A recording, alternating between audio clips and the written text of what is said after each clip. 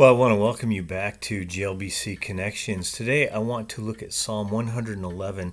Psalm 111 is an interesting little psalm. It does something that other psalms do, most famously Psalm 119, but it does it in just 10 verses. If you'll recall, or maybe you've never heard this, Psalm 119, every 8 verses starts with a new letter of the Hebrew alphabet, and it goes through the Hebrew alphabet in order. So instead of R, A, B, C, D, it goes through the Hebrew alphabet. The Psalm 111 actually does the same thing, but it does it faster. And so what Psalm 111 is a mnemonic device for remembering who God is. And so it, in 11 verses or 10 verses, goes through the Hebrew alphabet in its entirety, each letter starting a new line. And so, go A, B, C, D if it were in English. So here's what I did. And I hope you like this. If not, you can skip this video and move on to another one. I sort of rewrote it, and I tried to capture its original intent and not to stray too far, but I wanted you to get a feel for what it sounds like. And so I rewrote it in English with the ABCD sort of format. And I had to fudge it a little bit because it doesn't quite match up, and some letters not really in the Hebrew alphabet or in any particular form or fashion. But I hope you'll hear it. It'll go A, B, C, D, F, G, H, I, K, L, M, N, P, R, S, T, and then T, H, and then S again, because I really was running out of English letters that I could use. Then V, W, Y, and then I'll end it in the same way the psalm ends it.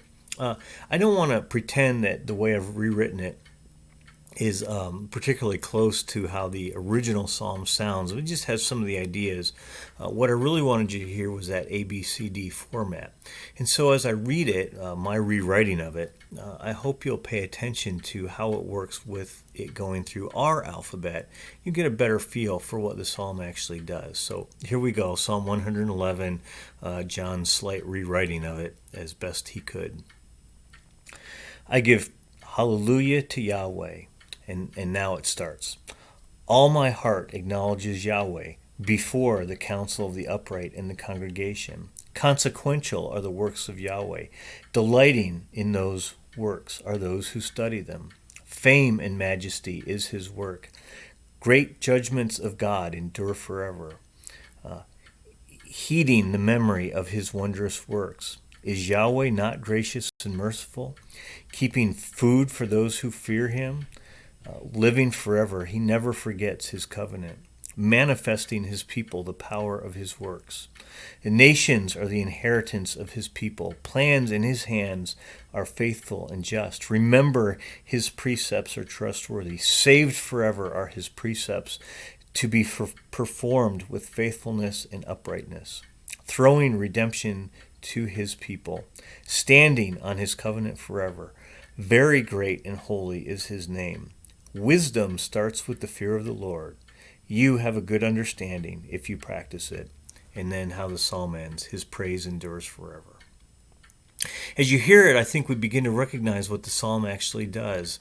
It has a lot of themes that are sort of formed around the covenant-keeping activity of God, a reminder that he is faithful, that he keeps his covenants. But the ABC format is a helpful way of remembering it to the original hearers and readers and singers of the psalm. And so the psalm, rather than being a articulate, well, it is articulate, but a really precise piece of poetry that follows a particular outline of thought, it rather is intended to be remembered by the people who sing it so they can bring it to mind when they need it. Well, the psalms often work that way. And they're intended for us in the same way. So even though we don't have the same mnemonic format, this is a reminder that God is the covenant-keeping God, that he's faithful, and that he keeps his promises, that he gives food to those who need it, that his name is great, and all the other things that the psalm has. So as we read it, and I encourage you to go back and read a better version of it, maybe in the New International Version or NLT or whatever Bible you happen to have around.